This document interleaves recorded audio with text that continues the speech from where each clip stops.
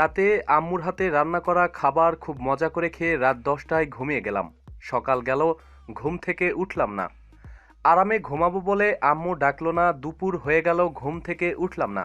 এবার আম্মু অনেক ডাকলো, আমি উঠলাম না। আম্মু চলে গেল, একটু পর আবার আসলো। এবার অনেক ডাকার পরেও না ওঠাই আম্মু অনেক বকলো, আমি তাও উঠলাম না। এবার আম্মু একটা থাপ্পড় দিল, তাও উঠলাম না।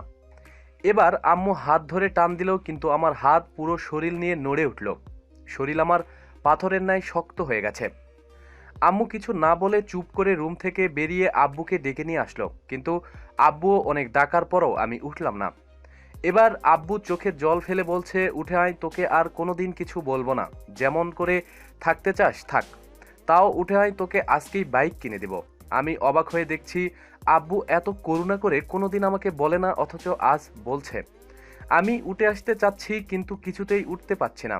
এদিকে আব্বু নানান রকম লোভ দেখিয়ে বলছে উঠে আসতে। একটু পর আমার বাড়িতে অনেক মানুষ চলে আসলো। ওদিকে আম্মু কাঁদছে, কেউ আম্মুকে সান্ত্বনা দিচ্ছে, কেউ আব্বুকে, কেউ ভাই বোনকে নানান কথা বলে বোঝাচ্ছে। একটু পরেই কয়েকজন এসে আমাকে খুব যত্ন করে বিছানা থেকে নামিয়ে লোয়ার শক্ত খাটিয়ায় শুইয়ে দিল। আমি কাঁদছি আর বলছি আমার পিঠে খুব ব্যথা লাগছে, নামাও এখান থেকে। কেউ আমার কথা শুনল না। একটু পর ওই মানুষগুলো গরম পানি নিয়ে এসে আমার শরীরের কিছুটা পানি ঢেলে দিল। ইস, আমার শরীর পুড়ে গেল বলে চিৎকার করছি, কেউ শোনে না আমার কথা। আমাকে পরম যত্নে গরম পানি দিয়ে খুব সুন্দর করে ডলে ডলে ধুচ্ছে। আমি কাঁদছি আর বলছি আমাকে আর গরম পানি দিও না, শরীর পুড়ে যাচ্ছে। আমায় আর ডলা দিও না, খুব ব্যথা লাগছে। কেউ শুনল না। অনেক সময় নিয়ে গোসল করিয়ে আমার শরীর ভালো করে মুছে নিয়ে আসলো আমার বসার জায়গাতে। আমি খুব খুশি হলাম, ভাবলাম আমাকে এইবার এখানে বসাবে। কিন্তু ওরা আমাকে না বসিয়ে কাঠের শক্ত একটা খাটে শুইয়ে দিল। একটা চাদরও নিচে দিল না। একটু পরে আব্বু, ভাই আরও কয়েকজন মিলে আমাকে একটা সাদা কাপড় পরালো। আব্বু অনেক আদর করে আমার মুখে হাত বোলাচ্ছে আর কাঁদছে। এত আদর কোনোদিন করেনি আব্বু আমাকে।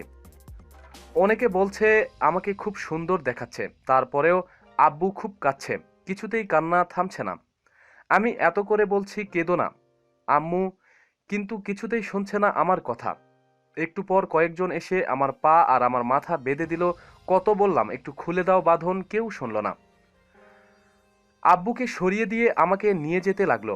আম্মু কিছুতেই নিতে দিচ্ছে না আমাকে। ভাই বোন সব চুপ হয়ে কাঁদছে আর কিছু বলছে না। কত করে বলছি ডিস্টার্ব করিস না আমাকে, একজনও শুনলো না, কেঁদেই চলছে।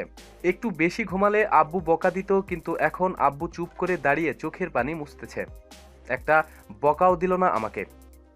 আম্মুকে জোর করে সরিয়ে দিয়ে কয়েকজন আমাকে নিয়ে অনেক মানুষের সামনে শুইয়ে দিল একটা ছায়ায়। তারপরেই জানাজা পড়ল আমার।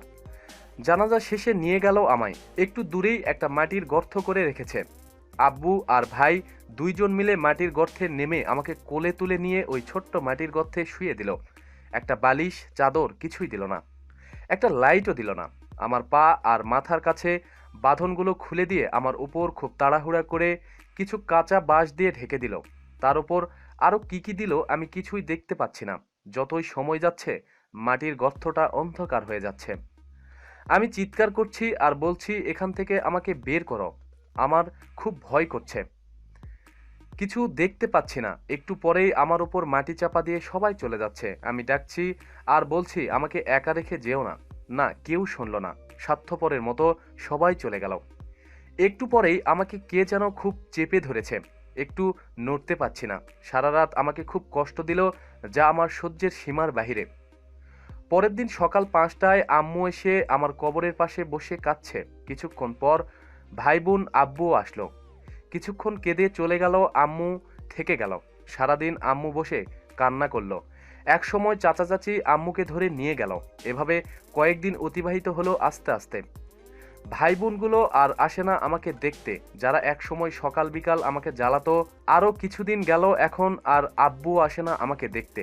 আরও কিছুদিন যাওয়ার পর আম্মু আর আসে না আমাকে দেখতে। দূর থেকে আমি চিৎকার করে ডাকি, আম্মু আমাকে বাঁচাও, আমি খুব কষ্ট পাচ্ছি। আম্মু একটু ফিরেও তাকালো না আমার দিকে। কত ডাকলাম ভাই বোনদের, আমাকে একটু পানি দে, একটুও শোনে না কেউ আমার কথা।